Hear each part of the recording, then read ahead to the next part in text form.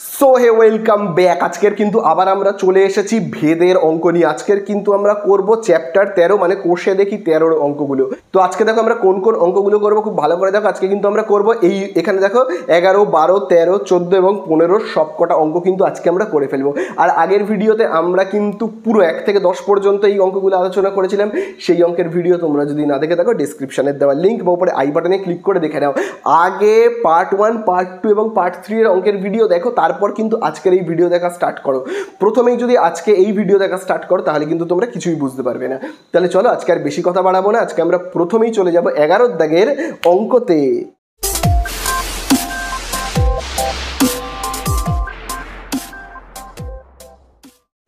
তো দেখো আজকে আমরা প্রথমেই স্টার্ট করে ফেলবো কত দাগের অঙ্কটা, 11 দাগের অঙ্ক থেকে। তাহলে দেখো 11 দাগের অঙ্কে প্রথমে কি বলে দিয়েছে A versus B, B versus C হলে দেখাই যে A cube B cube plus B cube C cube plus C cube A cube versus A B C into A cube plus B cube plus C cube হচ্ছে কিনা। তাহলে দেখো প্রথমে আগে আমরা এইটাকে দেখে দেখে টুকবো। দেখো প্রথমেই দেখবে কি লেখা রয়েছে এ ভেরিসাস বি, তাই তো।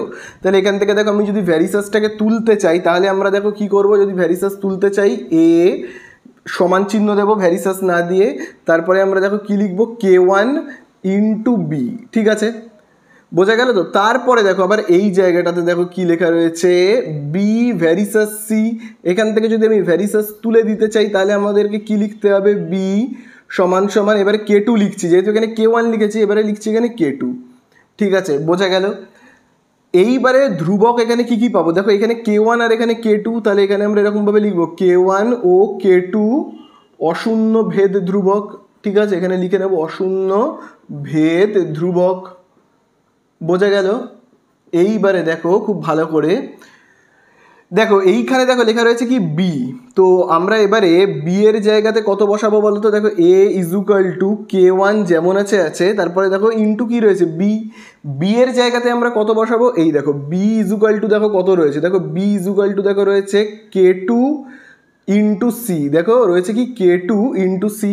তাহলে ঠিক বি এর এই জায়গাটাতে আমরা কত বসাবো কিন্তু K2 ইন্টু সি, ঠিক আছে।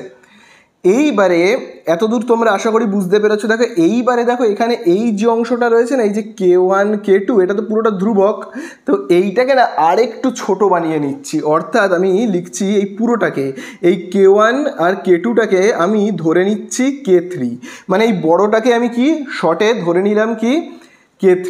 তাহলে এখানেও কিন্তু আমরা এখানে লিখবো, আর সিটা যেমন আছে আমি লিখে নিই। তারপরে দেখো আমি এখানে লিখছি ধরি বলে দেখো আমি লিখছি K1 আর K2, এইটাকে আমি কি ধরে নিলাম কিন্তু K3, এবং পাশে দেখো আমি কি বলে লিখছি ধ্রুবক, এটাও কিন্তু ধ্রুবক, ঠিক আছে।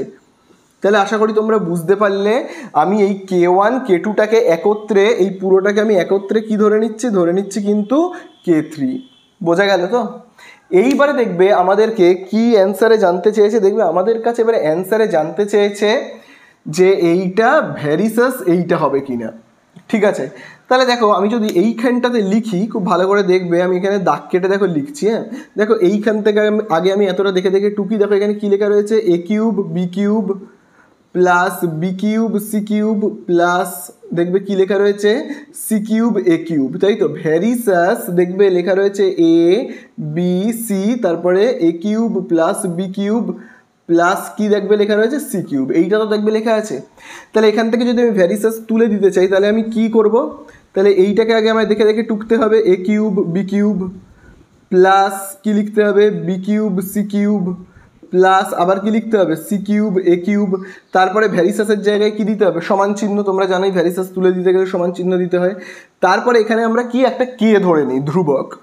এবারে দেখো যেহেতু এখানে কে একবার ধরেছি, এখানেও দেখবে কে ধরেছি, তাহলে আমি আর কে লিখছি না, আমি ধ্রুবকটাকে বানান করে লিখছি। দেখো আমি এরকমভাবে লিখছি ধ্রুবক, এইবারে আমি এই অংশটাকে লিখছি, দেখো এই যে, তারপরে তো এই অংশটা যেমন থাকে সেটাকে লিখতে হয়, যে এই অংশটাকে সেইটাকেই দেখো আমি লিখছি এ বি সি ইন্টু কী হবে A cube plus B cube plus দেখবে আমি এরকমভাবে লিখছি সি কিউব, বোঝা গেল। তাহলে এইবারে দেখো খুব ভালো করে দেখবে এইখানে দেখবে লেখা রয়েছে না এই যে ধ্রুবক ইনটু এইটা দেখবে লেখা আছে, তাই তো এইটা। তাহলে এই পুরোটা যদি সমান চিহ্নের এই দিকে আসে তাহলে কেমন হবে, মানে A cube B cube plus B cube C cube plus C cube A cube. এইবারে এই যে A B C into A cube plus B cube plus C cube, এটা যদি সমান চিহ্নের এই দিকে আসে তাহলে কী হবে, নিচে বসবে। ঠিক আছে, তাহলে নিচে বসবে, অর্থাৎ কেমন হবে, এই রকম হবে। আর সমান চিহ্নের এই দিকে তাহলে কি পড়ে থাকবে, পড়ে থাকবে কিন্তু ধ্রুবক।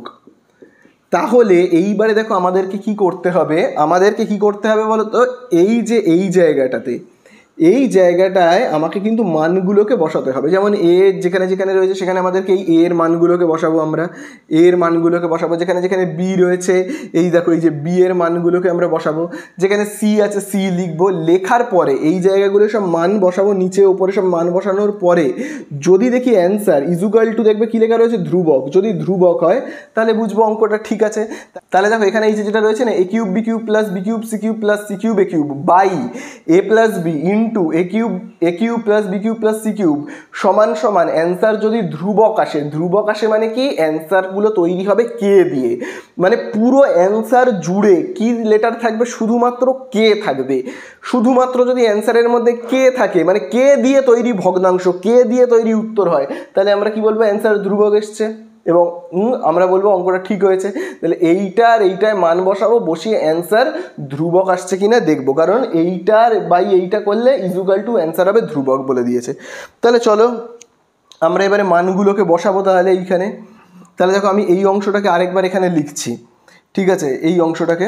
তাহলে দেখবে এখানে কত কী লেখা রয়েছে, লেখা রয়েছে A cube B cube plus B cube C cube plus দেখবে লেখা রয়েছে C cube A cube by কত লেখা রয়েছে, দেখো লেখা রয়েছে A B C into A cube plus B cube plus C cube. ঠিক আছে, ইজুকাল টু অ্যান্সার আমাদের কত আসবে, ধ্রুবক। তো দেখি ধ্রুবক আসছে কিনা।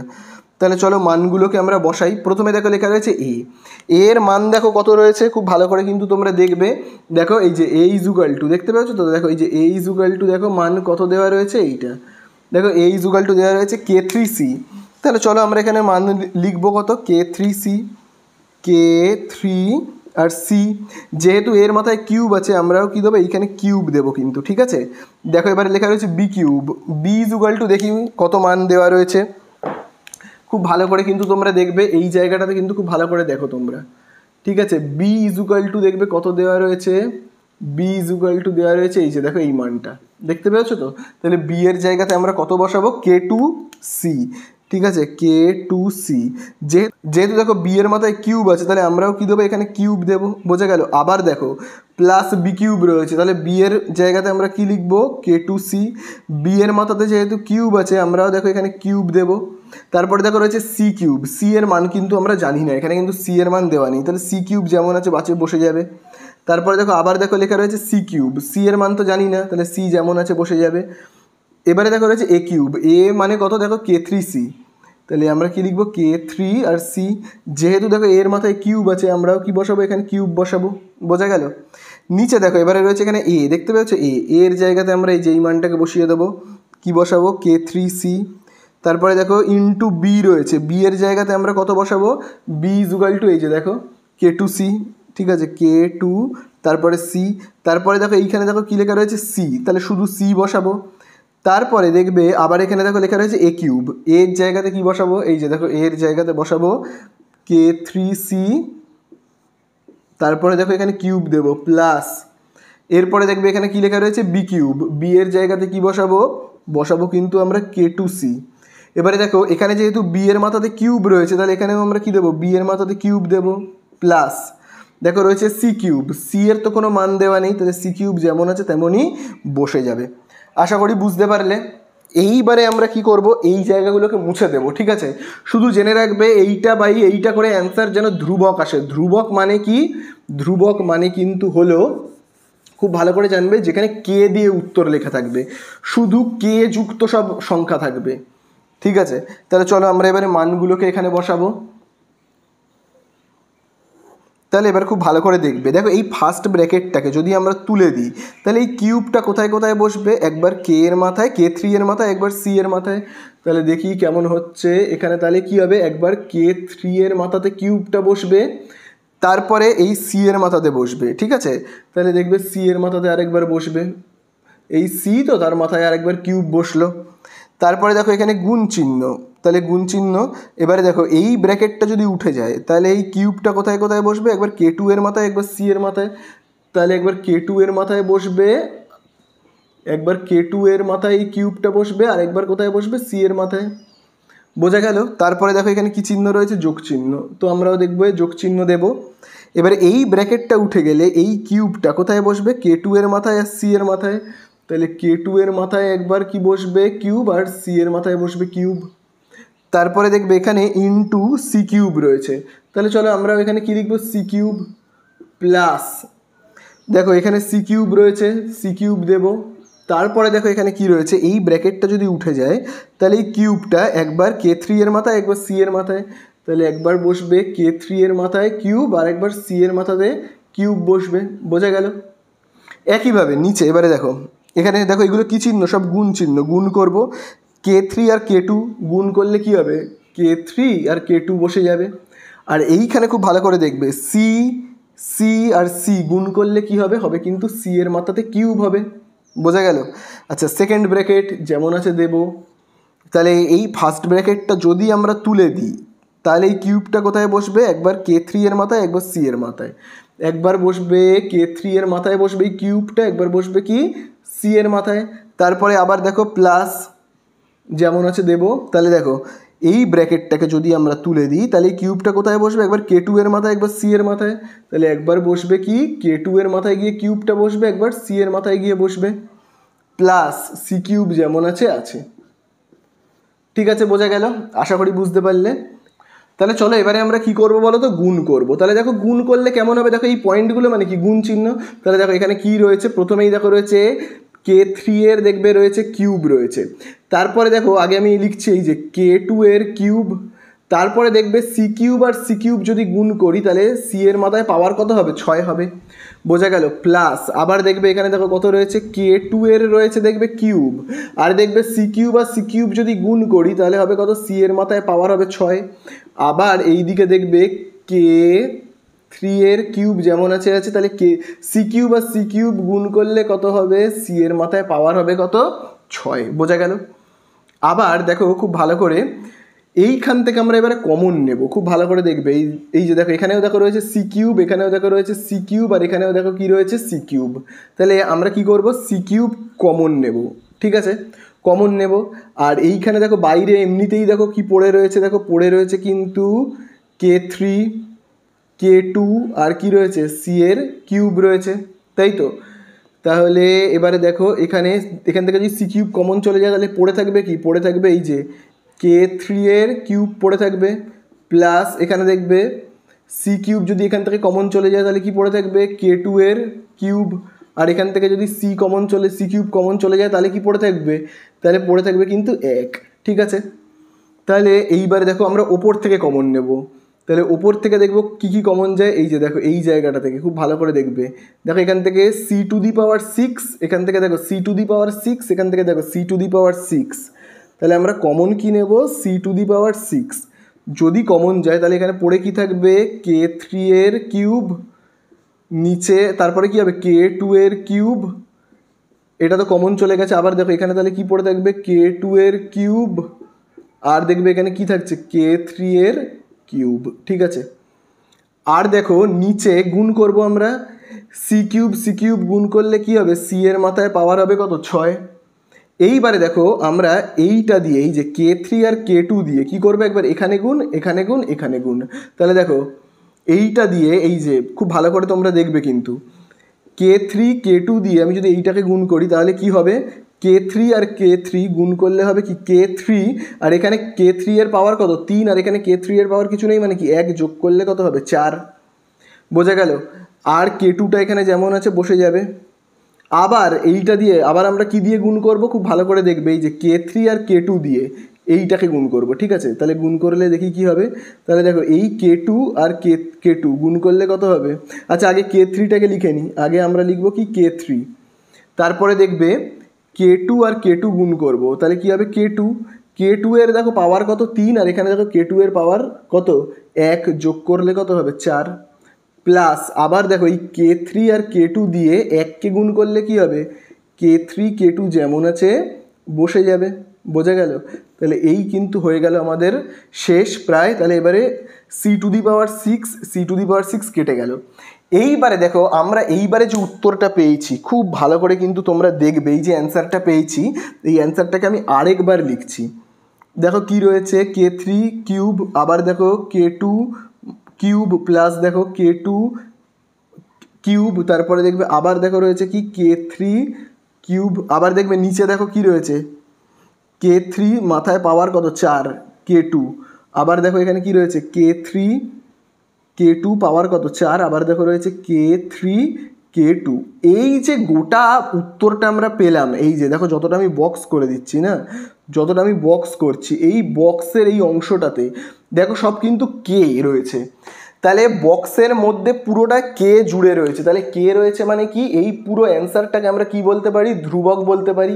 তাহলে আমি তোমাদেরকে বলেইছিলাম যে এইটা, এই যে a³ b³ plus b³ c³ plus c³ a³ by এইটা করলে by abc into a³ plus b³ plus c³ করলে অ্যান্সার ইজুকাল টু কত হবে, ধ্রুবক। তাহলে এই দেখো অ্যান্সার যেটা এলো এটাকে আমরা কি বলতে পারি, ইজুকাল টু কি বলতে পারি, ধ্রুবক বলতে পারি না। তাহলে বোঝা গেল অ্যান্সার ধ্রুবক এলো তো। তাহলে এই হয়ে গেল কিন্তু আমাদের অঙ্কটা শেষ। তো দেখো এবারে আমরা করব 12 দাগের অঙ্কটা, যেখানে দেখবে বলে দিয়েছে x ডেসিমিটার গভীর একটি কূপ খনন করার জন্য মোট ব্যয়ের এক অংশ x এর সঙ্গে সরল ভেদে এবং অপর অংশ x² সঙ্গে সরল ভেদে পরিবর্তিত হয়। যদি 100 ডেসিমিটার এবং 200 ডেসিমিটার কূপ খনন করার জন্য যথাক্রমে 5,000 টাকা এবং 12,000 টাকা ব্যয় হয়, তবে 250 ডেসিমিটার কূপ খননের জন্য কত ব্যয় হবে। তাহলে একটা ভাবো কূপ রয়েছে, মানে কুয়ো রয়েছে যেখান থেকে জল তোলে আর কি, সেই কূপটা দেখো বলে দিয়েছে কতটা গভীর কূপ। তো ভাবো আমি ধরে নিচ্ছি কূপ মানে হলো এরকম একটা ভাবো এরকম একটা কূপ রয়েছে, ঠিক আছে। তো এর মধ্যে কি রয়েছে, জল রয়েছে, তো আরও এটাকে খনন করা হচ্ছে। তো এই কূপটা এইখান থেকে এতটা কতটা লম্বা দেখো বলে দিয়েছে, প্রথমেই দেখবে বলে দিয়েছে এর উচ্চতাটা দেখবে বলে দিয়েছে কত, x ডেসিমিটার, আমি শুধু লিখছি x ডেসিমি বলে। এবারে এই কূপটাকে কাটতে কত টাকা খরচা হয়েছে সেটা কিন্তু বলে দেয়নি, তোমরা বইয়ের মধ্যে দেখো প্রথমেই বলে দিয়েছে x ডেসিমিটার গভীর একটি কূপ খনন করবার জন্য মোট ব্যয়ের এক অংশ। তো মোট ব্যয়টা কত, এখান থেকে এটা কাটতে কত খরচ হয়েছে, মোট ব্যয় কত হয়েছে সেটাই আমরা কেউ জানি না। তাই জন্য প্রথমে আমরা এরকমভাবে লিখে নেব মোট ব্যয় আমরা কত যেহেতু জানি না, তাই জন্য আমি ধরে নিচ্ছি মোট ব্যয় হলো y টাকা, ঠিক আছে। এবং পাশে দেখো আমি লিখছি ধরি বলে, যেহেতু আমি জানি না তাই জন্য মনে করে নিচ্ছি মোট ব্যয় কত, মোট ব্যয় হলো y টাকা। এইবারে এই যে y টাকা এটাকে যদি আমি এরকমভাবে ধরে নিই, ভাবো এই কূপটা খনন করতে y টাকা খরচা হয়নি, ভাবো আমি ধরে নিচ্ছি হয়নি, ভাবো এই কূপটা খনন করতে খরচা হয়েছে 100 টাকা, আমি ধরে নিচ্ছি 100 টাকা। এই 100 টাকাটা কূপটা যদি আমি ধরে নিই খনন করতে খরচা হয়েছে 100 টাকা, কিন্তু মিস্ত্রিকে একেবারে দিয়ে দেওয়া হয়নি, ঠিক আছে, একেবারে কিন্তু দিয়ে দেওয়া হয়নি, পাটে পাটে দেওয়া হয়েছে, দুটো ভাগে দেওয়া হয়েছে এই 100 টাকাটাকে, বোঝা গেল 100 টাকাটাকে কি দুটো ভাগে দেওয়া হয়েছে। ভাবো প্রথমে কূপটা খনন করবার জন্য আমি ধরে নিচ্ছি 60 টাকা দেওয়া হয়েছে, তারপরে 40 টাকা দেওয়া হয়েছে, আমি ধরে নিলাম, বোঝা গেল। কেন আমি এইটা বললাম যে দুটো পাটে দেওয়া হয়েছে, আমি ধরে নিলাম 60 আর 40 আন্দাজে ধরে নিলাম, তো হতে পারে 50-50 70-30, তো আমি জানি না বলে আন্দাজে ধরে নিলাম টোটাল 100 টাকা খরচা হয়েছে এবং প্রথমে দেওয়া হয়েছে 60 টাকা, তারপরে দেওয়া হয়েছে 40 টাকা। কেন এরকম করে নিলাম, কারণ বইয়ের মধ্যেই দেখবে দেওয়া রয়েছে, দাগ দেবে মোট ব্যয়ের এক অংশ x এর সঙ্গে সরল ভেদে এবং অপর অংশ x² এর সঙ্গে সরল ভেদে রয়েছে। তার মানে মোট যে ব্যয়, মোট ব্যয়ের এক অংশ, মোট ব্যয় মানে কত, y টাকা। এখানে আমি ধরে নিয়েছিলাম 100 টাকা, কিন্তু 100 টাকা তো ধরলে চলবে না, না আন্দাজে তো ওরকমভাবে 100 টাকা কি 200 টাকা ধরা যাবে না, তো আমি ধরে নিয়েছি y টাকা।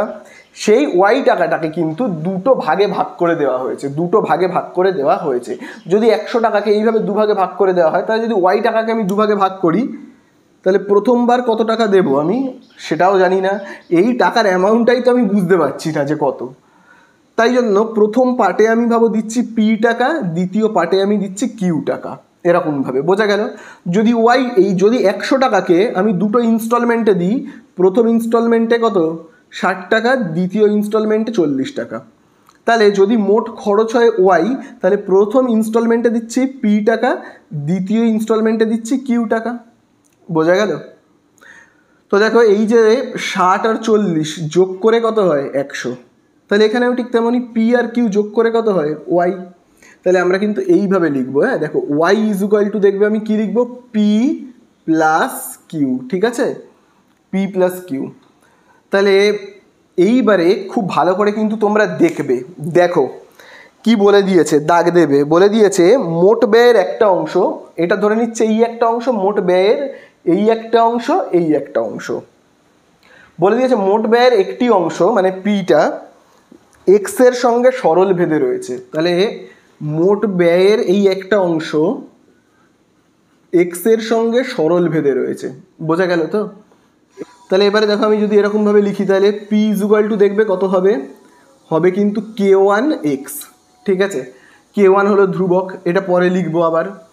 আবার দেখো এবারে তোমরা আবার বইতে দাগ দেবে, দেখো কি বলে দিয়েছে এবারে, দেখবে বলে দিয়েছে এবং অপর অংশ এক্স স্কোয়ারের সঙ্গে সরল ভেদে পরিবর্তিত হচ্ছে। তাহলে দেখো এই একটা অংশ এক্সের সঙ্গে সরল ভেদে পরিবর্তিত হয়, আর অপর অংশ মানে এই যে কিউটা, এইটা এক্স স্কোয়ারের সঙ্গে সরল ভেদে পরিবর্তিত হয়, এক্স স্কোয়ারের সঙ্গে সরল ভেদে রয়েছে।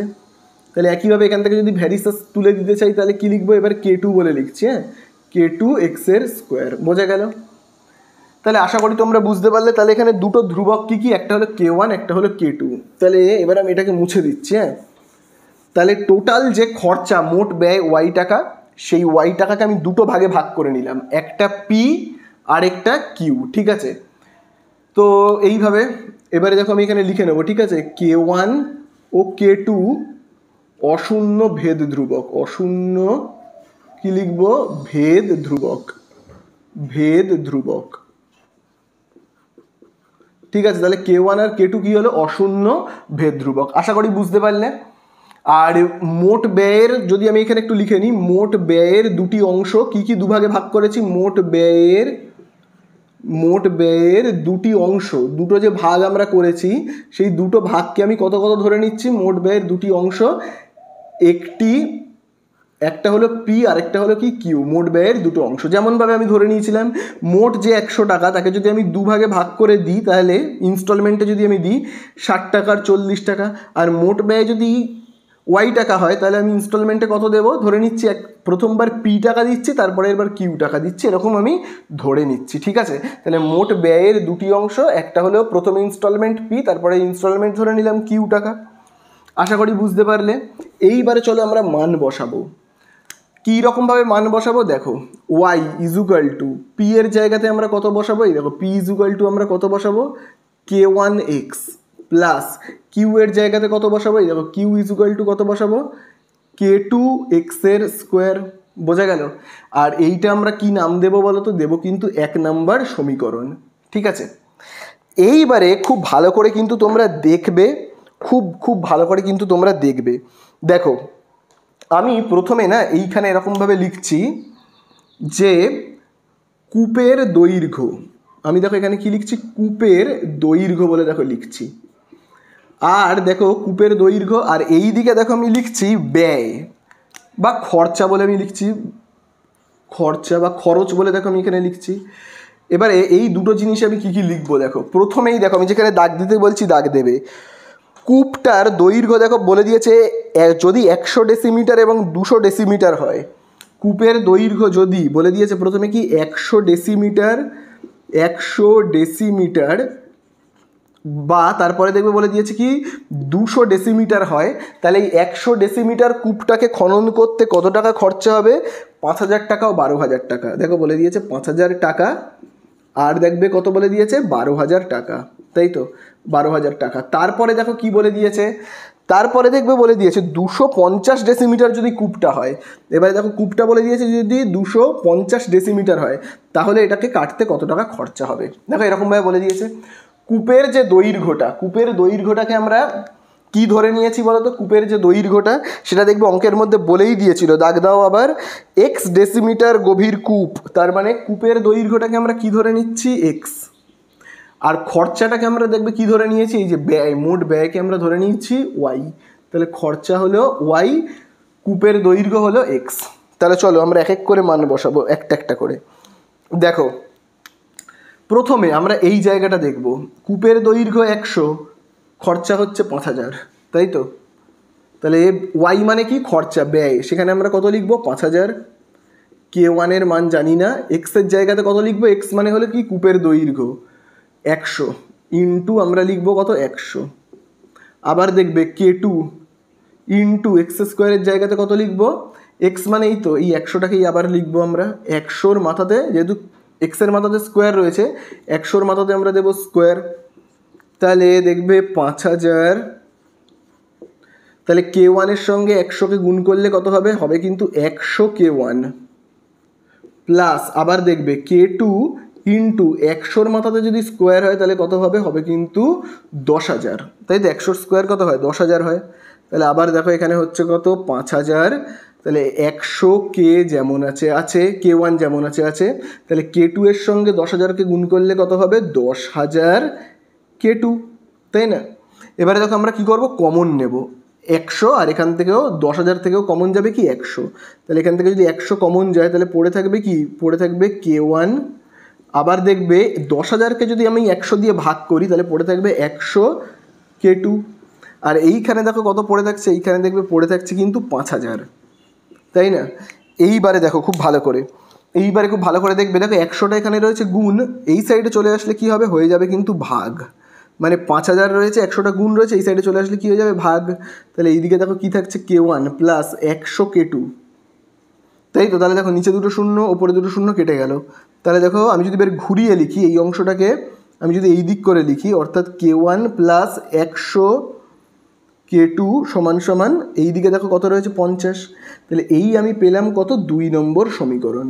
ঠিক আছে, 2 নম্বর সমীকরণ। আবার আমরা মান বসাবো, এবারে আবার আমরা সেই 1 নম্বর সমীকরণে আবার আমরা মান বসাবো। খুব ভালো করে দেখবে তো, খুব ভালো করে দেখো, আবার এই যে 1 নম্বর সমীকরণটা দেখতে পাচ্ছ তো, আবার এই 1 নম্বর সমীকরণটাকে আমি দেখো এখানে আবার লিখবো, ওয়াই ইজ ইকুয়াল টু কী রয়েছে দেখো, কে ওয়ান এক্স প্লাস কে টু এক্সের স্কোয়ার। আবার চলো আমরা মান বসাই, এবারে আমরা কোথা থেকে দেখে মান বসাবো, এই জায়গাটায় দেখো, এক্স মানে কূপের দৈর্ঘ্য, ওয়াই মানে কি 12,000 টাকা, ঠিক আছে, মানে খরচা। তাহলে এবার ভালো করে দেখবে, ওয়াই মানে কি খরচা, তাহলে 12,000 টাকা খরচা হচ্ছে, 12,000 টাকা খরচা হচ্ছে কে ওয়ান।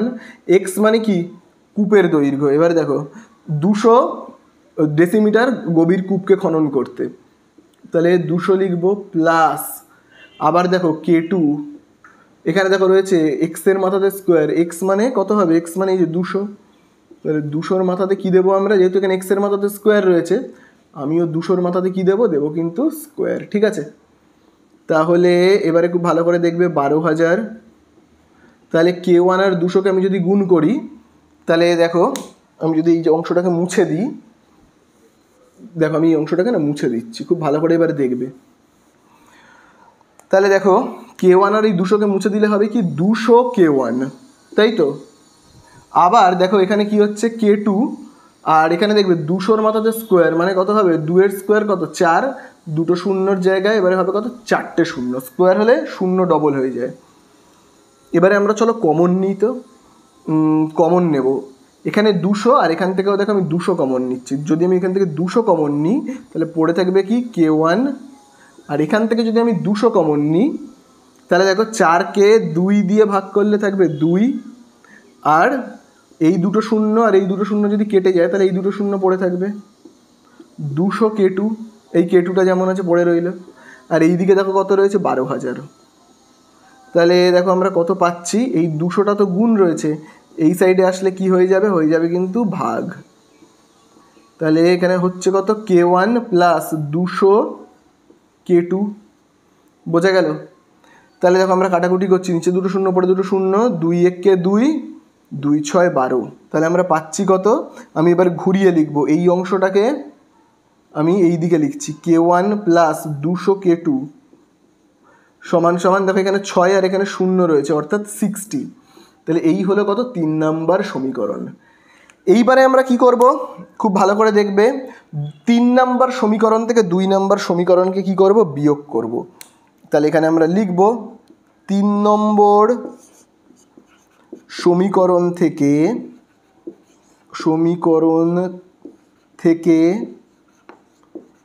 2 নম্বর সমীকরণ বিয়োগ করে পাই, 2 নম্বর সমীকরণ বিয়োগ করে পাই। ঠিক আছে, তাহলে চলো আমরা 3 নম্বর সমীকরণ থেকে 2 নম্বর সমীকরণকে বিয়োগ করব। তাহলে দেখো 3 নম্বর সমীকরণ কি রয়েছে, আমি যদি এইখানে বিয়োগটা করি, দেখো 3 নম্বর সমীকরণ দেখো রয়েছে এইটা, কি রয়েছে দেখো k1 plus 200 k2 equal to 60। আর দেখবে 2 নম্বর সমীকরণে দেখো কি লেখা রয়েছে, এই দেখো k1 plus 100 k2 equal to দেখবে কত 50। ঠিক আছে, তাহলে এবারে চলো আমরা চিহ্নগুলো উল্টে দেবো, এখানে মাইনাস হয়ে যাবে, এখানে প্লাস আছে মাইনাস করে দেবো, আবার এখানে আমরা কি করে দেবো, মাইনাস করে দেবো। তাহলে k1 কেটে যাবে, তাহলে 200 থেকে 100 বিয়োগ করলে আমরা কত পাবো কিন্তু 100 k2। আর 60 থেকে আমি যদি 50কে বিয়োগ করি কত পাবো 10। তাহলে এবারে দেখো 100টা দেখো এখানে কি রয়েছে গুণ, এই সাইডে চলে গেলে কি হবে ভাগ। তো আমি দেখো জায়গা নেই বলে না এই দিকটাতে করছি, তাহলে k2 ইজুকাল টু দেখবে কত হবে, এই দিকে যেমন 10 আছে, তাহলে দেখো 100টা গুণ রয়েছে, এই সাইডে চলে গেলে কি হবে ভাগ, তাহলে 0 0 কেটে গেল। তাহলে দেখো এখানে k2 ইজুকাল টু দেখি কত পড়ে রয়েছে, দেখো k2 ইজুকাল টু তাহলে দেখো পড়ে রয়েছে, খুব ভালো করে দেখবে, ওপরে দেখো পড়ে রয়েছে 1 আর নিচে দেখো কত পড়ে রয়েছে 10। তাহলে k2 ইজুকাল টু কত পেলাম 1/10। এইবারে আমরা কি করব, খুব ভালো করে দেখবে কিন্তু, এইবারে আমরা মান বসাবো। আবার আমরা কি করব, 1 নম্বর সমীকরণে গিয়ে, তাহলে আমরা এই যে k2 এর মানটাকে কি করব, যে কোনো একটা সমীকরণে বসাবো, হয় 2 নম্বর বা 3 নম্বর যে কোনো সমীকরণে বসাবো। তো আমি ভাবো 2 নম্বর সমীকরণে বসাতে চাই, তাহলে তোমরা সবাই কি লিখবে, দেখো লিখবে কিন্তু k2 এর মান কত নম্বর সমীকরণে বসাবো, যদি ভাবো 2 নম্বর সমীকরণে বসাই, তাহলে আমরা এইভাবে লিখব k2 এর মান 2 নম্বর সমীকরণে বসিয়ে পাই, 2 নম্বর সমীকরণে বসিয়ে পাই। ঠিক আছে, 2 নম্বর সমীকরণে বসিয়ে পাই বলে আমরা লিখব। তাহলে দেখি 2 নম্বর সমীকরণে বসাই, 2 নম্বর সমীকরণে দেখবে কী লেখা রয়েছে k1 প্লাস 100 k2 সমান সমান কত 50। তাহলে চলো দেখো k1 এর জায়গায় বসাবো k1 100, এখানে কোনো চিহ্ন নেই মানে গুণ চিহ্ন, k2 এর জায়গাতে কত বসাবো, এই দেখো k2 এর মান কত 1/10। তাহলে এখানে দেখো কত হচ্ছে, নিচে 0 উপরে 0 আমরা কেটে দেব। তারপরে দেখবে এইখানে খুব ভালো করে কিন্তু তোমরা দেখবে, তাহলে আমরা k1 ইজুকাল টু দেখো কত পাচ্ছি, k1 ইজুকাল টু দেখো এখানে থাকছে শুধুমাত্র 10 আর এখানে দেখো থাকছে কত 50। তাহলে k1, তাহলে দেখো প্লাস 10 এই সাইডে চলে গেলে কি হবে কিন্তু -10, অর্থাৎ k1 ইজুকাল টু আমরা কত পাচ্ছি 50 থেকে 10 বিয়োগ করলে কত হচ্ছে 40। k1 এর মান দেখো কত 40, k2 এর মান কত 1/10। এবারে এই সব কটাকে আমরা এবারে কোথায় বসাবো, গিয়ে 1 নম্বর সমীকরণে। ঠিক আছে, তাহলে চলো এবারে এই পুরোটাকে আমরা কোথায় বসাবো 1 নম্বর সমীকরণে। তাহলে দেখো আমি এইগুলোকে কিন্তু মুছে দিচ্ছি। ঠিক আছে, তাহলে দেখো আমরা এখানে কি লিখবো এবারে, k1 ইজুকাল টু 40, k2 এর মান দেখবে আমরা কত পেয়েছি 1/10, আর আরেকটার মান দেখবে এই যে 250 দেখবে আমি এখানে লিখেছিলাম না, এর মাথায় দেখবে আমি লিখেছিলাম x। কূপের দেখবে দৈর্ঘ্যটা বইয়ে তোমরা দাগ দেবে 250 ডেসিমিটার, তাহলে কূপের দৈর্ঘ্যকে আমি কি দিয়ে চিহ্নিত করছিলাম x দিয়ে, সেটা হলো কত 250। ঠিক আছে, 1 নম্বর সমীকরণে বসিয়ে পাই, 1 নম্বর সমীকরণে বসিয়ে পাই। ঠিক আছে, 1 নম্বর সমীকরণে বসিয়ে পাই বলে আমরা লিখব। তাহলে চলো 1 নম্বর সমীকরণে বসাবো। 1 নম্বর সমীকরণটা দেখো কত ছিল, দেখবে 1 নম্বর সমীকরণে লেখা ছিল y equal to k1x plus k2x এর স্কোয়ার, এইটাই তো ছিল। তাহলে দেখো 1 নম্বর সমীকরণে বসাবো, y এর জায়গাতে কি লিখবো y, k1 এর জায়গাতে আমরা কত লিখবো, k1 এর মান দেখবে আমরা পেয়েছি কত 40, এখানে গুণ চিহ্ন, তারপরে দেখো রয়েছে কি এক্স, এক্সের জায়গাতে আমরা কত বসাবো বলো? এক্সের জায়গাতে এক্স মানে হলো 250, এই যে দেখো লেখা রয়েছে এক্স মানে হলো 250 প্লাস আবার দেখো K2 এর জায়গাতে কত বসাবো? 1/10। K2 এর জায়গাতে আমরা কত লিখবো? 1/10, কোনো চিহ্ন নেই মানে গুণ চিহ্ন। এক্স স্কোয়ারের জায়গাতে কত লিখবো? এক্সের জায়গায় লিখবো 250 এবং তার মাথায় কত দেবো? স্কোয়ার। এইবারে দেখো আমরা পুরো এই জায়গাটাকে মুছে দিচ্ছি, তাহলে দেখি এবারে কত হচ্ছে, খুব ভালো করে কিন্তু দেখবে তোমরা। ওয়াই ইজুকাল টু, তাহলে দেখো 4 আর 25 গুণ করলে কত হয়? 100, আর এইখানে 0 এখানে 0 বসে গেল। আবার দেখো 1/10 ইন্টু দেখো 250-এর মাথায় কী রয়েছে? স্কোয়ার, 25-এর স্কোয়ার কত হবে? 625, আর স্কোয়ার হলে একটা 0 আছে তো ওটা দুটো হয়ে যাবে, ডবল হয়ে যাবে, নিচে একটা 0 পরে একটা 0 কেটে দেবো। তাহলে ওয়াই ইজুকাল টু দেখো আমরা এখানে কত পাচ্ছি? 10,000 আর 6,250কে আমি যদি যোগ করি তাহলে হবে কত? 16,250, এই এত টাকা।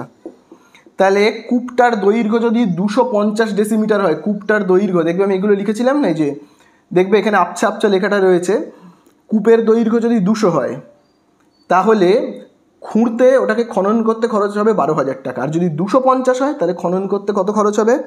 16,250 টাকা।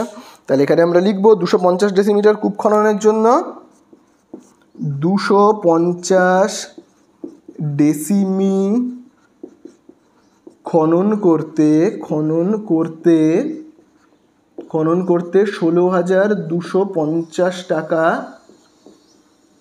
খরচ হবে। তাহলে এই হয়ে গেল আমাদের অঙ্ক শেষ। তো দেখো এবারে আমরা করব 13 দাগের অঙ্কটা, যেখানে দেখবে বলে দিয়েছে চোঙের আয়তন ভূমির ব্যাসার্ধের দৈর্ঘ্যের বর্গের এবং উচ্চতার সঙ্গে যৌগিক ভেদে আছে। দুটি চোঙের ভূমির ব্যাসার্ধের দৈর্ঘ্যের অনুপাত 2:3 এবং দেখো বলে দিয়েছে তাদের উচ্চতার অনুপাত কি বলে দিয়েছে? তাদের উচ্চতার অনুপাত 5:4 হলে ওদের আয়তনের অনুপাত কত? তাহলে দেখো খুব ভালো করে কিন্তু তোমরা অঙ্কটা দেখবে। দেখো এখানে বলে দিয়েছে দুটো চোঙ রয়েছে, দেখো এই একটা ভাবো চোঙ রয়েছে, ঠিক আছে, এই একটা ভাবো চোঙ রয়েছে, এই তো ভাবো এইরকম একটা চোঙ রয়েছে, আবার দেখো এইখানে আবার একটা দেখো চোঙ রয়েছে, এইরকম দুটো চোঙ রয়েছে। অঙ্কের দ্বিতীয় লাইনটা থেকে কিন্তু আগে তোমরা দেখো, তাহলে দেখো অঙ্কের দ্বিতীয় লাইনে দেখো কি বলে দিয়েছে? চোঙ দুটোর ব্যাসার্ধের অনুপাত কত বলে দিয়েছে? ব্যাসার্ধের অনুপাত 2:3, অর্থাৎ প্রথম চোঙের ব্যাসার্ধ তার মানে কত বলো তো? প্রথম চোঙের ব্যাসার্ধ হলো 2, সাথে একটা এক্স ধরে নেবে, ঠিক আছে। আর দ্বিতীয় চোঙের ব্যাসার্ধ কত বলে দিয়েছে? তার মানে হবে দ্বিতীয় চোঙের ব্যাসার্ধ হবে কিন্তু 3, সাথে একটা এক্স ধরে নেবে, বোঝা গেল? তাহলে এই হলো কি প্রথম চোঙের ব্যাসার্ধ, এই হলো কি দ্বিতীয় চোঙের ব্যাসার্ধ, বোঝা গেল? তারপরে দেখো বলে দিয়েছে চোঙ দুটোর উচ্চতার অনুপাত কত বলে দিয়েছে? উচ্চতার অনুপাত দেখো বলে দিয়েছে 5:4, তার মানে কি প্রথম চোঙের উচ্চতা অর্থাৎ এখান থেকে এতটা উচ্চতাটা কত?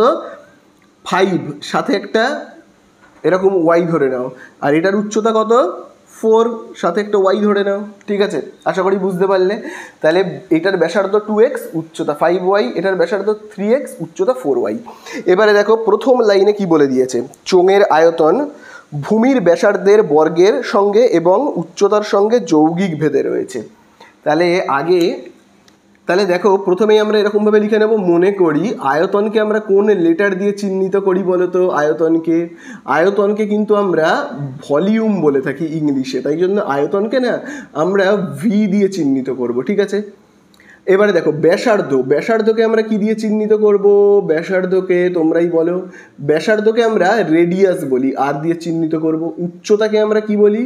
তোমরাই বলো। উচ্চতাকে আমরা বলি কিন্তু হাইট, তার মানে এইচ দিয়ে চিহ্নিত করব। এইবারে প্রথম লাইনে দাগ দেবে, কি বলে দিয়েছে?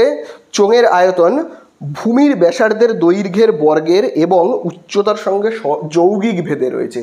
যৌগিক ভেদে মানে ভাবো আয়তন ব্যাসার্ধের বর্গের সঙ্গে ভাবো এরকম সরল ভেদে রয়েছে, আবার ভাবো আয়তন উচ্চতার সঙ্গে যদি সরল ভেদে রয়েছে। ভাবো এবার এই দুটো সরল ভেদকে আমি যদি এক করে দিই, মানে ভাবো এই একটা সমীকরণ আর এই একটা সমীকরণ, এই দুটো সমীকরণকে যদি আমি জুড়ে দিই, এক করে দিই, তাহলে দেখতে কেমন হবে?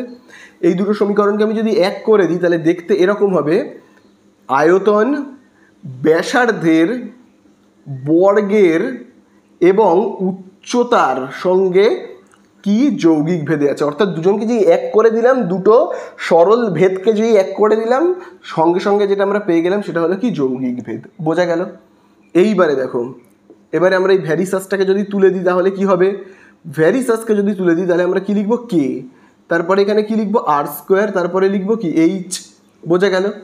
এইবারে এখানে আমরা কি লিখি, কে অশূন্য ভেদ ধ্রুবক, অশূন্য কি লিখবো আমরা, ভেদ ধ্রুবক, যেমন লিখি আর কি, কে অশূন্য ভেদ ধ্রুবক। বোঝা গেল? এইবারে দেখো আমরা কি করব, খুব ভালো করে দেখবে, এই চোঙটার আয়তন বের করব। তাহলে প্রথম চোঙের আয়তন বের করব, সেটাকে আমরা লিখে নিই এরকমভাবে যে প্রথম চোঙের আয়তন, দেখো আমি এখানে লিখছি প্রথম চোঙের আয়তন। ঠিক আছে, প্রথম চোঙের কি আয়তন।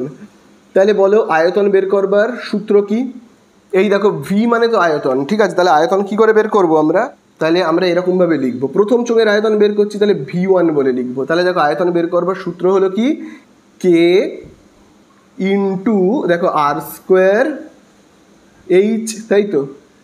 তাহলে দেখো ভি মানে কি আয়তন বের করছি, কে যেমন আছে আছে, আর এর জায়গায় কত বসাবো, আর মানে হলো ব্যাসার্ধ। দেখো এই যে ব্যাসার্ধ দেখো কত রয়েছে 2x, তাহলে আমরা লিখবো কি 2x, এখানে আমরা কি দেবো স্কোয়ার ইন্টু দেখো রয়েছে এইচ, এইচ মানে কি উচ্চতা, কত রয়েছে উচ্চতা, উচ্চতা দেখো রয়েছে কিন্তু 5y।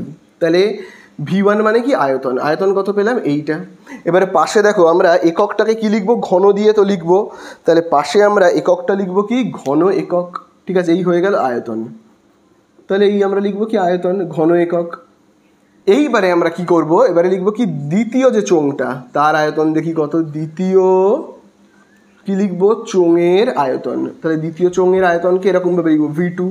তাহলে আয়তন বের করবার সূত্র হলো এই যে ভি মানে তো আয়তন, আয়তন ইজ ইকুয়াল টু কি কে ইন্টু আর স্কোয়ার ইন্টু কি এইচ। তাহলে আমরা কে যেমন আছে আছে, আর মানে কি ব্যাসার্ধ।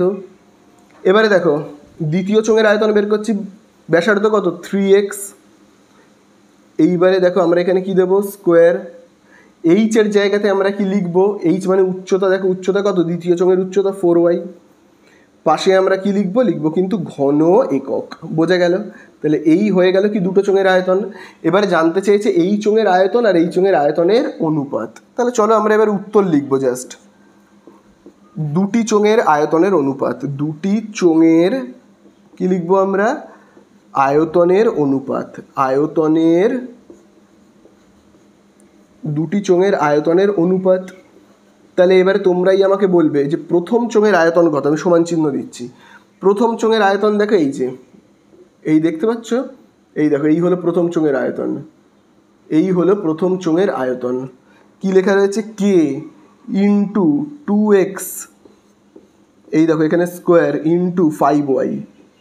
এবারে দেবো ইস টু, আয়তন বের করতে বলেছে। এবারে দ্বিতীয় চোঙের আয়তন দেখো কত, এই দেখো দ্বিতীয় চোঙের আয়তন বের করেছি, এই দেখো দ্বিতীয় চোঙের আয়তন।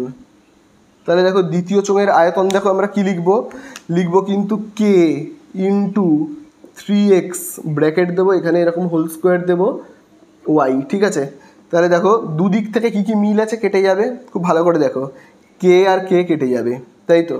এই ব্র্যাকেটটা যদি উঠে যায় তাহলে এই স্কোয়ারটা একবার 2-এর মাথায় একবার এক্সের মাথায়, 2-এর মাথাতে যদি স্কোয়ার বসে কত হবে 4, আর এক্সের মাথাতে স্কোয়ার বসবে, এটা গুণ চিহ্ন ইন্টু 5y যেমন আছে আছে ইস টু। আবার দেখো এই ব্র্যাকেটটা যদি উঠে যায় তাহলে এই স্কোয়ারটা একবার 3-এর মাথায় এক্সের মাথায়, 3-এর মাথায় স্কোয়ার বসলে 9, এক্সের মাথাতে বসলে এক্স স্কোয়ার ইন্টু এটা তো গুণ চিহ্ন 4y যেমন আছে আছে। তাহলে দেখো এখানে আমরা পাচ্ছি কত, খুব ভালো করে কিন্তু তোমরা দেখবে, দেখো এখানে আমরা পাচ্ছি 4 আর 5-এ হবে কিন্তু 20, আর এক্স স্কোয়ার আর ওয়াই গুণ করলে হবে কি এক্স স্কোয়ার ওয়াই। আবার দেখো খুব ভালো করে দেখবে, দেখো আবার দেখো 9 আর 4-এ গুণ করলে কত হবে 36, আর এক্স স্কোয়ার আর ওয়াই। ঠিক আছে, এক্স স্কোয়ার আর ওয়াই। তাহলে এবারে আমরা কি করব, কাটাকুটি করব, দুটো দিকে কি কি মিল আছে দেখো, এই দিকেও ওয়াই এই দিকেও ওয়াই, এই দিকেও এক্স স্কোয়ার এই দিকেও এক্স স্কোয়ার কাটলেও, তাহলে 20 আর 36 এই দুজনকে কি দিয়ে আমরা ভাগ করব, 4 দিয়ে ভাগ করব। তাহলে কত হবে 4 9 36, 4 5 20। তাহলে দেখো আমরা এখানে অ্যান্সার কত পাচ্ছি, পাচ্ছি কিন্তু দেখো 5:2। আবার দেখো এখানে দেখো কত রয়েছে 9, তাহলে এই হয়ে গেল কিন্তু আমাদের অ্যান্সার। ওকে, এই হয়ে গেল অঙ্ক শেষ। তো দেখো এবারে আমরা করব 14 দাগের অঙ্কটা, যেখানে দেখবে বলে দিয়েছে 5 লাখ গ্রামের কৃষি সমবায় সমিতি একটি ট্রাক্টর ক্রয় করেছে। আগে সমিতির 2400 বিঘা জমি 25টি লাঙল দিয়ে চাষ করতে 36 দিন সময় লাগতো। এখন অর্ধেক জমি কেবল ট্রাক্টরটি দিয়ে 30 দিনে চাষ করা যায়। একটি ট্রাক্টর কয়টি লাঙলের সমান তা ভেদতত্ত্ব প্রয়োগ করে নির্ণয় করি। তাহলে দেখো এটাকে আমরা কি করব, ঐকিক নিয়ম যেরমভাবে করে, ত্রৈরাশিক পদ্ধতি যেভাবে করে সেই পদ্ধতিতে আমরা করব।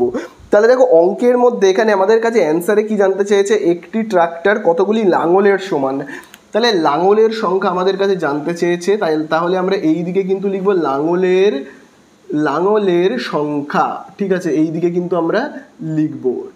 তারপরে দেখো তাহলে প্রথম থেকে আমরা যদি লাইনটাকে পড়ি, দ্বিতীয় লাইনটাকে আমরা যদি পড়ি, তাহলে দেখো বলে দিয়েছে 2400 বিঘা জমি। তাহলে দেখো আমি এই দিকে লিখতে পারি কি, জমির পরিমাণ বলে দেখো আমি লিখছি এইদিকে জমির পরিমাণ। ঠিক আছে, তারপরে দেখো বলে দিয়েছে জমির পরিমাণ যেমন হয়ে গেল, তারপরে দেখো কি বলে দিয়েছে 25টি লাঙল, এটাও আছে। তারপরে দেখো বলে দিয়েছে 36 দিন। তাহলে দেখো আমি এইদিকে কি লিখছি বলো তো, দিন সংখ্যা। ঠিক আছে, তাহলে এবারে আবার আমি যদি দ্বিতীয় লাইনটা পড়ি, তাহলে দেখো বলে দিয়েছে 2400 বিঘা জমি, এই হলো 2400 বিঘা জমি 25টি লাঙল দিয়ে, তাহলে লাঙলের সংখ্যা কত, 25। কতদিন সময় লাগে চাষ করতে, 36 দিন। এইবারে দেখো তৃতীয় লাইন দেখো বলে দিয়েছে অর্ধেক জমি, তার মানে 2400 অর্ধেক কত হবে, 2400 অর্ধেক অর্থাৎ 2 দিয়ে ভাগ করলে হবে 1200 বিঘা জমি। এবারে তুমি যদি চাষ করছো 30 দিনে যদি চাষ করতে চাও, তাহলে তোমার কতগুলো লাঙল লাগবে সেটা কিন্তু জানতে চেয়েছে। ঠিক আছে, তাহলে এবারে দেখো আমরা এখানে কি করব বলো তো, দেখো এইখানে না আমরা একটু ধরে নেব, যেমন দেখো কি ধরে নেব, লাঙল। এই যে লাঙলের সংখ্যা রয়েছে না, লাঙলের, দেখো আমি এখানে লিখছি লাঙলের সংখ্যা, এটাকে আমি একটা লেটার দিয়ে চিহ্নিত করব। ঠিক আছে, লাঙলের সংখ্যাকে ভাবো আমি চিহ্নিত করছি এ দিয়ে। ঠিক আছে, এ দিয়ে ভাবো চিহ্নিত করছি। তারপরে দেখো আমি এখানে এ বলে লিখছিও।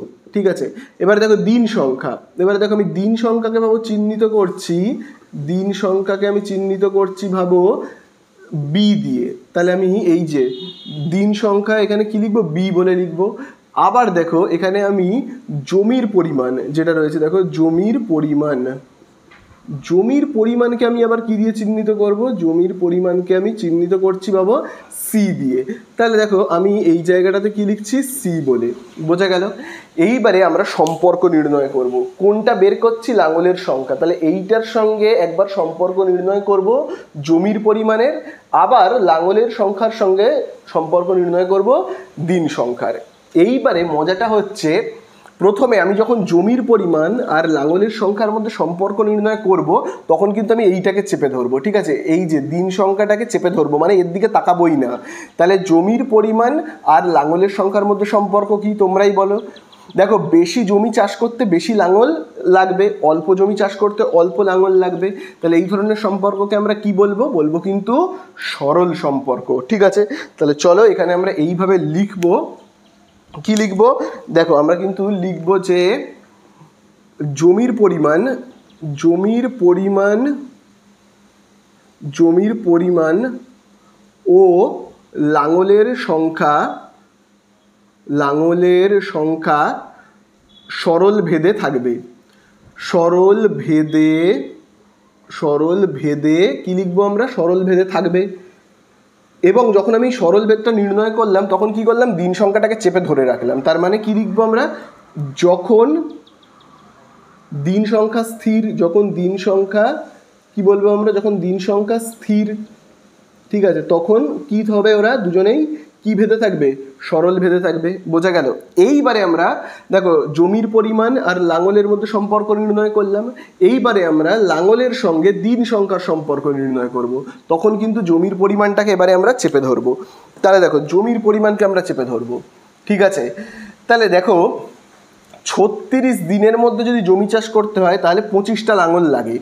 এবারে যদি তারও কম সময়ের মধ্যে তোমায় জমিটা চাষ করতে হয় তাহলে কি হবে, আরও কম সময়ের মধ্যে জমি চাষ করতে গেলে আরও বেশি লাঙল লাগবে। বাবু আমাকে যদি বলা হয় একদিন সময় দেবো জমি চাষ করে দাও, 36 দিন না দিয়ে একদিন দেবো, তাহলে কি আমার আরও বেশি লাঙল লাগবে। বোঝা গেল? তাহলে দিন যদি আমায় কমিয়ে দেওয়া হয় তাহলে লাঙল কিন্তু আমার অনেক বেশি লাগবে। তাহলে এদের মধ্যে সম্পর্ক তাহলে কী হবে, ব্যস্ত হবে। তাহলে আমরা লিখবো কি, দিন সংখ্যা, আমরা কি লিখবো, দিন সংখ্যা ও লাঙলের মধ্যে, লাঙলের সংখ্যার মধ্যে, লাঙলের সংখ্যা ব্যস্ত ভেদে রয়েছে, ব্যস্ত ভেদে রয়েছে। ঠিক আছে, ব্যস্ত ভেদে রয়েছে। যখন কাকে চেপে ধরেছিলাম, তখন আমি জমির পরিমাণকে, যখন জমির পরিমাণ স্থির, জমির পরিমাণ, যখন জমির পরিমাণ কি বলবো আমরা, স্থির, তাই না? তাহলে আশা করি তোমরা বুঝতে পারলে। এইবারে দেখো প্রথমেই যেটা রয়েছে, জমির পরিমাণ আর লাঙলের সংখ্যা সরল ভেদে রয়েছে। তাহলে আমরা কিভাবে লিখব, জমির পরিমাণ আর লাঙলের সংখ্যা। দেখো লাঙলের সংখ্যা হলো এ, ভ্যারিসাস জমির পরিমাণকে আমরা কি ধরেছি, সি। তাহলে এইরকমভাবে লিখব, যখন কোনটা স্থির, যখন বি ধ্রুবক, ঠিক আছে, যখন বি স্থির বলেও লিখতে পারো বা ধ্রুবকও লিখতে পারো, যা ইচ্ছা। ঠিক আছে, আবার দেখো এই জায়গাটাতে খুব ভালো করে এবারে দেখবে। এবারে দেখো এখানে কি লেখা রয়েছে, দিন সংখ্যা আর লাঙলের সংখ্যা ব্যস্ত ভেদে রয়েছে। তাহলে দেখো দিন সংখ্যা আর লাঙলের সংখ্যা, দেখো লাঙলের সংখ্যা হলো এ, দিন সংখ্যা বি ধরা হয়েছে, তাহলে ব্যস্ত ভেদে রয়েছে, মানে আমরা কি লিখব, এ ভ্যারিসাস 1/b যখন, এবারে কি লিখবো আমরা, সিটা স্থির বা ধ্রুবক। বোঝা গেল? তাহলে এইবারে এই দুটো সমীকরণকে দেখো, এই যে এ ভ্যারিসাস সি আর এ ভ্যারিসাস 1/b দুজনকে যদি এক করে দিই, এরকম জুড়ে দিই, তাহলে জুড়ে দিলে কেমন দেখতে লাগবে, জুড়ে দিলে ঠিক এই রকম দেখতে লাগবে, এ ভ্যারিসাস বিটা যেমন নিচে ছিল আছে, সিটা এখানে বসবে। বোঝা গেল? তাহলে আমি কি করলাম, এইটাকে আর এইটাকে পুরো এরকম জুড়ে এক করে দিলাম। ঠিক আছে, বোঝা গেল? এবারে ভ্যারিসাসটাকে আমি যদি তুলতে চাই তাহলে কি করব, এ সমান সমান কে বলে লিখব। ঠিক আছে, c/b। তাহলে পাশে আমরা যেটা লিখি, কে অশূন্য ভেদ ধ্রুবক, কে অশূন্য ভেদ ধ্রুবক। বোঝা গেল? তাহলে কে হলো কি, অশূন্য ভেদ ধ্রুবক। এবারে আমরা চলো মানগুলোকে বসাই এক এক করে। তো দেখো মান বসালে কি হবে, দেখো আমি প্রথম থেকে আগে দেখবো, এই যে এইখান থেকে আমি আগে দেখবো, এই লাইনটা থেকে আমরা মানটাকে বসাবো, প্রথম যে লাইনটা। ঠিক আছে, তাহলে দেখো প্রথম লাইনে আমি মান বসাবো। প্রথমে রয়েছে এ, এ মানে কি, লাঙলের সংখ্যা, লাঙল কত, 25। তাহলে চলো এর জায়গাতে আমি কত লিখবো, 25। কে এর মান জানি না। ঠিক আছে, তারপর দেখো সি এর জায়গাতে কত লিখবো, সি মানে হলো এই দেখো 2400। তারপরে দেখো এখানে রয়েছে বি মানে হলো কত, 36। তাহলে এখানে আমি কত লিখবো, 36। বোঝা গেল? তাহলে আমি এবার এই সাইডটায় করছি, খুব ভালো করে কিন্তু দেখবে, বা তাহলে দেখো এখানে 25 যেমন আছে 25 লিখছি। এবারে দেখো এই 30টা দাগের নিচে রয়েছে মানে ভাগ, যদি এই সাইডে চলে যায় কী হবে, গুণ হয়ে যাবে। তাহলে 25-এর সঙ্গে কী হবে, 36 গুণ হবে। আর দেখো 2400 মানে 2400 গুণ রয়েছে, যদি এই সাইডে চলে আসে তাহলে কী হবে, ভাগ হয়ে যাবে। 2400 কী হবে, ভাগ হয়ে যাবে। আর এই দিকে থাকবে কি, কে।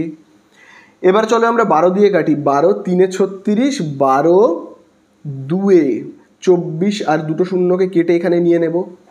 এবারে 25 দিয়ে কাটছি, 25-একে 25, 25 8-এ হলো 200।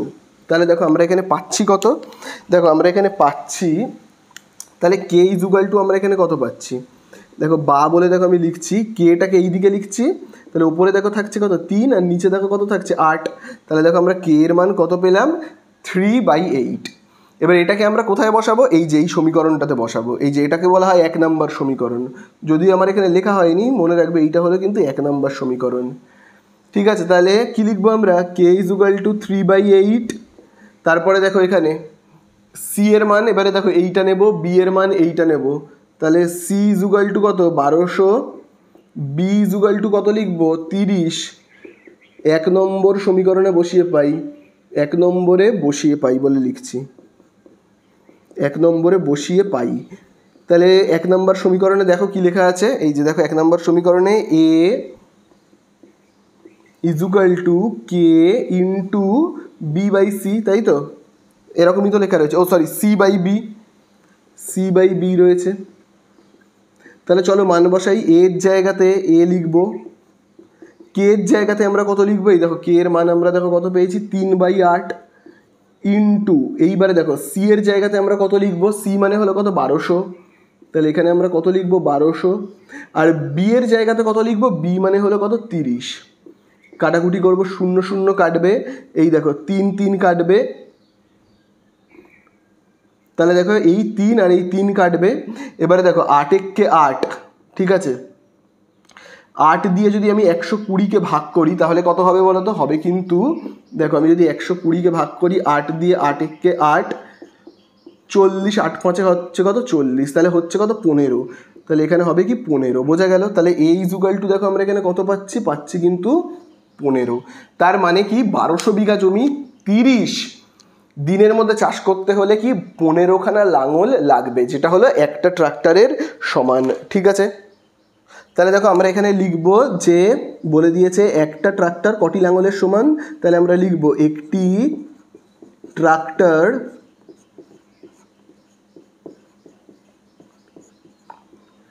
15টি লাঙলের সমান, 15টি লাঙলের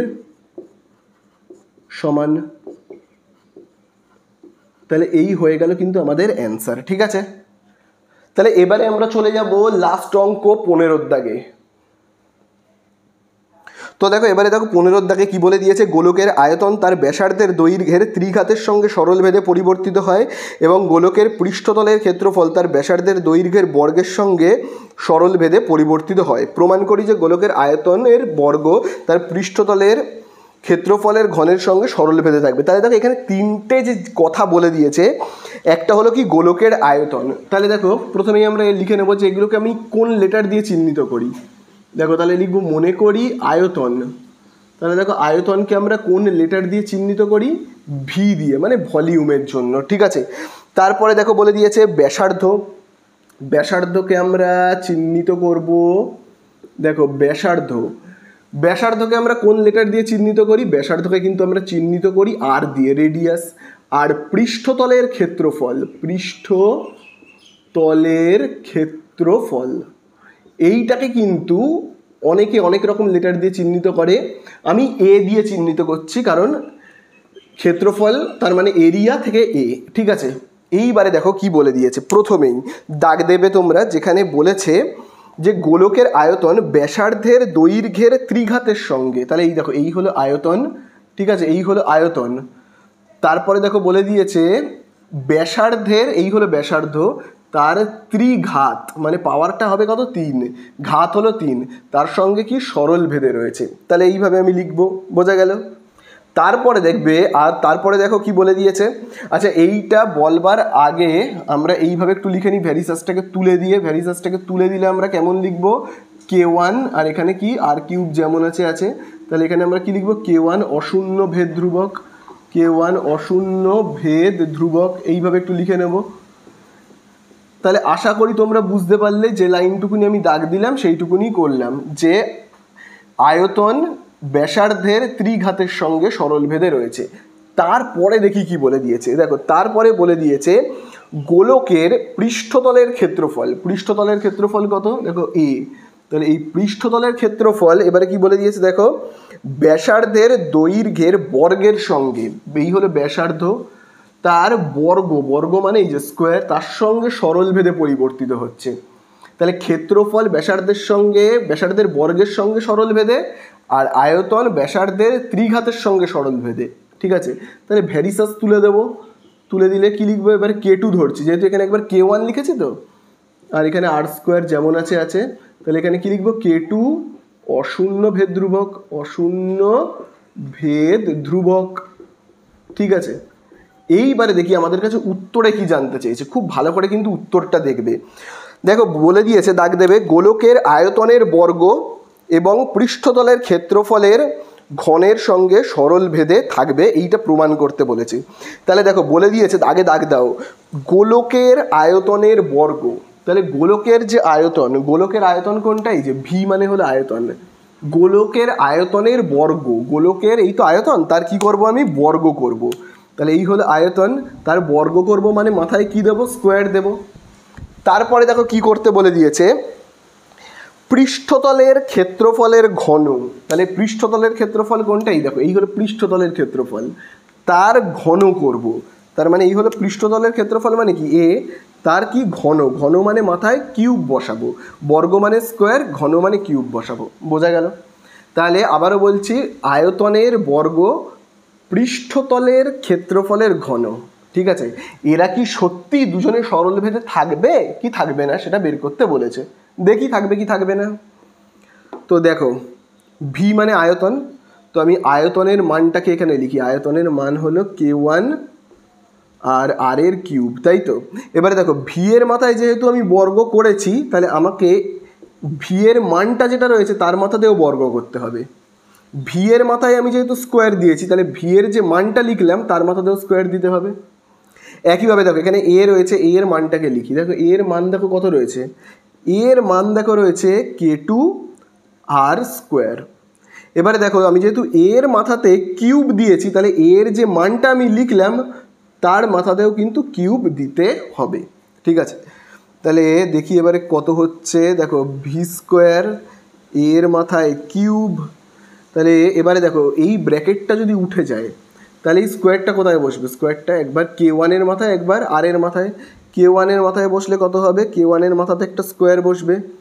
আর এর মাথায় বসলে কত হবে, আর এর মাথায় এমনিতেই 3, আবার 2 যদি গুণ হয় তাহলে আর এর মাথায় কত হবে 6। বোঝা গেল? খুব ভালো করে কিন্তু বুঝবে। আবার দেখো এই ব্র্যাকেটটাকে যদি আমি তুলে দিই, এই ব্র্যাকেটটাকে যদি আমি তুলে দিই তাহলে এই কিউবটা কোথায় বসবে, একবার K2 এর মাথায় আর একবার এই যে আর এর মাথায়। তাহলে K2 এর মাথায় যদি কিউব বসে তাহলে কত হবে, K2 এর মাথায় এই দেখো এই কিউব বসবে। আর এর মাথায় বসলে কত হবে, দেখো আর এর মাথায় এমনিতেই 2 রয়েছে, আবার যদি এই 3 আসে তাহলে কত হবে, 3 দুগুণে 6। তাহলে দেখো কি হচ্ছে, r⁶ r⁶ কেটে গেল। তাহলে দেখো এখানে পাচ্ছি কত, আমি পাচ্ছি দেখো ভি এর স্কোয়ার এর কিউব ইজুকাল টু, এখানে দেখো আমরা পাচ্ছি কত, পাচ্ছি কিন্তু K2 তার মাথায় কিউব, তাই তো। তাহলে দেখো পাচ্ছি কত, K2 তার মাথায় কিউব, আবার দেখো K1 তার মাথায় স্কোয়ার, এইটা পাচ্ছি। এইবারে খুব ভালো করে দেখো, আমি এবার এই সাইডে অঙ্কটা করছি, আর একটা লাইন জাস্ট। দাগের নিচে রয়েছে এ কিউব, এই সাইডে চলে গেলে কি হবে, এখানে ভাগ রয়েছে, এই দিকে চলে গেলে গুণ হয়ে যাবে।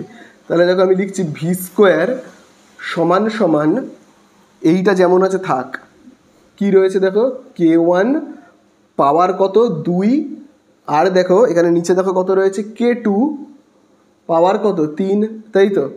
আচ্ছা এ কিউব দাগের নিচে রয়েছে, ভাগ এই সাইডে চলে আসলে হবে কত, গুণ হবে। তাহলে গুণ কত হবে, এ কিউব। বোঝা গেল? এইবারে দেখো তোমরা এটা সবাই জানো, আমি যে অংশটুকুনিকে বক্স করছি এই অংশটুকুনিকে আমরা কি বলবো, যতটুকুনি আমি বক্স করলাম। দেখো এই বক্সের মধ্যে রয়েছে কিন্তু সব কি কে রয়েছে, তার মানে কি ধ্রুবক, এই বক্সটা হলো পুরো ধ্রুবকের বক্স। তাহলে আমি যদি এই ধ্রুবকটাকে তুলে দিতে চাই তাহলে আমি কি করব, ধ্রুবক তুলে দিতে গেলে আমাকে কি করতে হয়, ধ্রুবক তুলে দিতে গেলে আমাকে কিন্তু সমান চিহ্ন তুলতে হয় এবং তার বদলে ভ্যারিসাস লিখতে হয়, এবং দেখো এ কিউব যেমন আছে তেমনই লিখতে হয়। তাহলে ব্যাস হয়ে গেল, আয়তনের বর্গ আর পৃষ্ঠতলের ক্ষেত্রফলের ঘন কীরকম ভেদে রয়েছে, সরল ভেদে রয়েছে, এটাই দেখবে প্রমাণ করতে বলেছে, প্রমাণ হয়ে গেল। তাহলে এখানে আমরা কি লিখবো, লিখবো কিন্তু প্রমাণিত। এই হয়ে গেল অঙ্ক আমাদের শেষ।